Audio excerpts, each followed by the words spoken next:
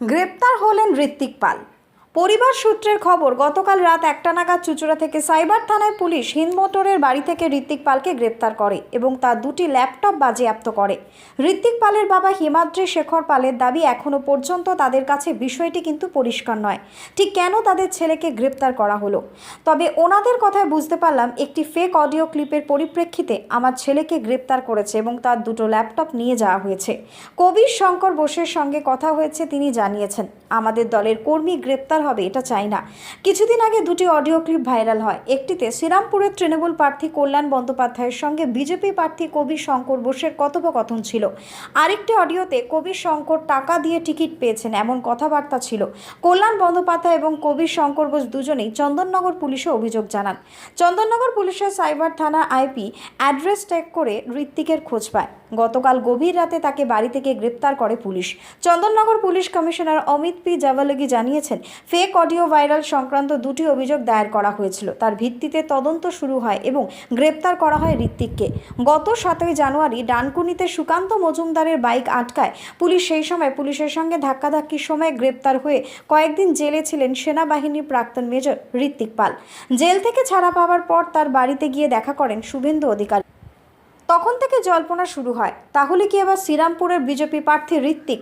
যদিও সেই জল্পনায় জল ঢেলে বিজেপি প্রার্থী করে কল্যাণ বন্দ্যোপাধ্যায়ের প্রাক্তন জামাই কবির শঙ্কর বোসকে, যে কবির 2021 সালে শ্রীরামপুর বিধানসভায় প্রার্থী ছিলেন এবং তৃণমূলের সুদীপ্ত রায়ের কাছে পরাজিত হয়েছিলেন। তাকে আবারও লোকসভায় প্রার্থী করায় মেনে নিতে পারেননি টিকিটের দাবিদার ঋত্বিক, যার ফলেই মূলত এই কাণ্ড করেন বলেই সূত্রের খবর। হুগলি থেকে তন্ময় ভৌমিকের report, target Bangla news.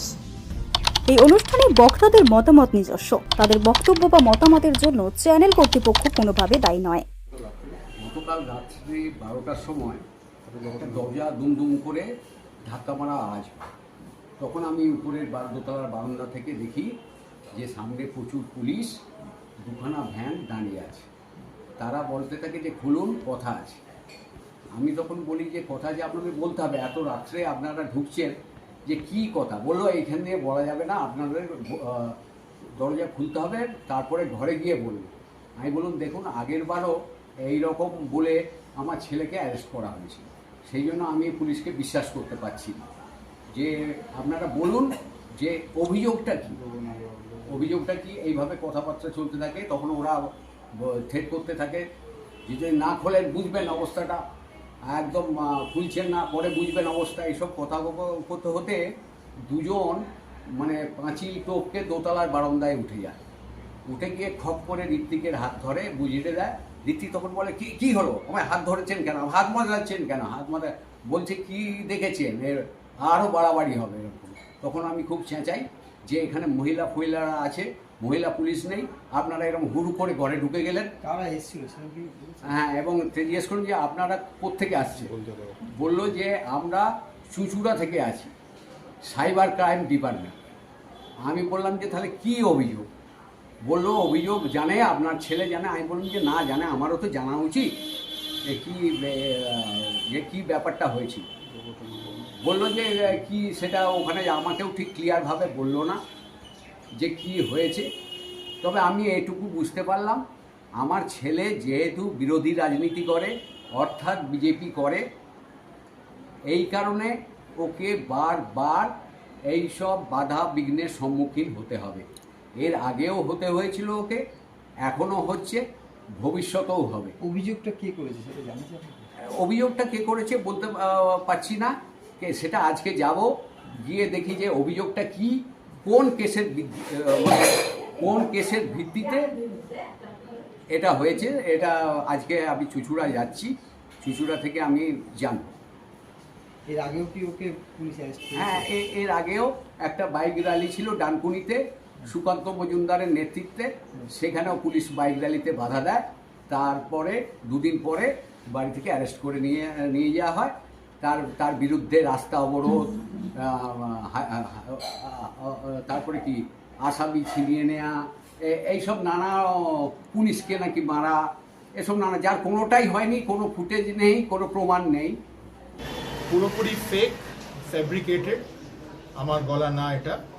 Election commission of India এবং চন্দননগরের পুলিশকে এবং ডিজিপি ওয়েস্ট বেঙ্গলকে চিঠি করেছি যে ইমিডিয়েটলি এফআইআর রেজিস্টার করা হোক এবং 1-2 দিনের ভেতরে আমি একটা ইনজাংশনের জন্য কেস ফাইল করছি।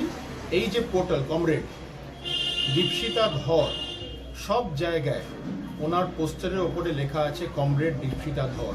এই পোর্টালটারও নাম হচ্ছে কমরেড। এখানে কি কোথাও কোনো লিঙ্ক আছে?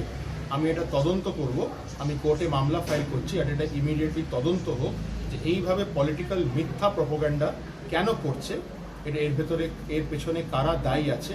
আর আমি এটা কেন্দ্রীয় তদন্তকারী সংস্থার আমি ইনভেস্টিগেশন ইমিডিয়েটলি চেয়ে মহামান্য কলকাতা হাইকোর্টে দ্বারস্থ হচ্ছে। আপনাদের মনে আছে আমি কালকেই এই কথা বলেছিলাম, কবির শঙ্কর বাবু বলেছিলেন আমার নামের আগে কমরেড লেখা হয় এবং অ্যাপারেন্টলি যে ইউটিউব চ্যানেলটি থেকে এই অডিওটি আপলোড করা হয়েছিল তার নামও কমরেড। উনি সরাসরি আমাদের অভিযোগ করেছিলেন। আমরা স্পষ্ট বলেছিলাম আপনারা তদন্ত করুন, কোন আইপি অ্যাড্রেস থেকে, কোন জায়গা থেকে, কোন লোকেশন থেকে কি আপলোড করেছে আপনারা করুন, দরকার হলে আমরা আপনার ওই যে মামলা সেই মামলার টাকা দেব। আমরা পরিষ্কার স্পষ্টভাবে বলেছিলাম এই সমস্ত ব্যক্তিগত আক্রমণে ভারতের কমিউনিস্ট পার্টি বামপন্থীরা বিশ্বাস করে না। আমাদের রাজনীতি করার জন্য যথেষ্ট রাজনৈতিক উপাদান রয়েছে, বিজেপি তৃণমূলের বিরুদ্ধে বলার জন্য যথেষ্ট রাজনৈতিক কথা আছে। কারোর ব্যক্তিগত জীবন, কারোর ব্যক্তিগত কথা নিয়ে আমরা কোথাও রাজনীতি করিনি। আজকে আমাদের কথাই প্রমাণ হয়েছে এবং আমি কালকে এই কথাও বলেছিলাম যে কোথাও কেঁচো করতে গিয়ে সাপ না বের হয়। আমার মনে হচ্ছে আপনারাই হয়তো বিজেপির লোকজনরাই হয়তো ফুটেজ পাচ্ছে না, নিজেরা ইচ্ছা করে ফুটেজ পাওয়ার জন্য, বাজার গরম করার জন্য এইসব আপলোড করেছে। আজকে আপনারাই বলছেন সাইবার ক্রাইম থেকে তদন্ত হয়েছে এবং বিজেপির কেউ একজন গ্রেফতার হয়েছে। আমরা বলবো রাজ্য কমিটির মেম্বার, আমি জানি না, আমি আপনাদের মুখ থেকে প্রথম শুনছি, আমি এটার সত্যতা বিচার করিনি। যে কথা আমরা আবার বলেছি, আমরা এর মধ্যে কোনোভাবে জড়িত ছিলাম না। আমরা বলেছিলাম এই চকুরতে গিয়ে সাপ বেরোবে, তাই বেরিয়েছে। যে বিজেপি নিজেরাই ইউনাইটেড নয়, তারা এই শ্রীরামপুরের মানুষের জন্য কোন বিকশিত শ্রীরামপুর, কোন ডেভেলপ শ্রীরামপুর বানাবে, সাধারণ মানুষ, শ্রীরামপুরের সাধারণ ভোটারের কাছে এই ঘটনাটা মানুষ দেখবেন, বুঝবেন এবং সেই অনুযায়ী আগামী হিসেবে ভোট দেবেন। দিদি, আপনি যেটা বলছেন ওটা সেটা নয়, মানে তার আগে আরেকটি ভাইরাল হয়েছিল যেটি কল্যাণ বন্দ্যোপাধ্যায়ের সঙ্গে কথোপকথন ছিল কবির শঙ্কর বসু। কিন্তু অ্যাপারেন্টলি সমস্ত অডিওগুলোই একই ইউটিউব চ্যানেল থেকে আপলোডেড হয়েছে। আমি জানি না এই সবকটা অডিও উনি আপলোড করেছেন কিনা, সেটা সাইবার ক্রাইমের সাইবার ডিপার্টমেন্টের কাছে, সেটা আমাদের কাজ না। আমরা স্পষ্ট করে বলেছিলাম আমরা এর অংশ নই। আমরা স্পষ্ট করে বলেছিলাম ওনাদের লোকেরাই জড়িত রয়েছে, সেই দুটো কথাই প্রমাণ হয়েছে। ঠিক আছে, এবার আজকেরটা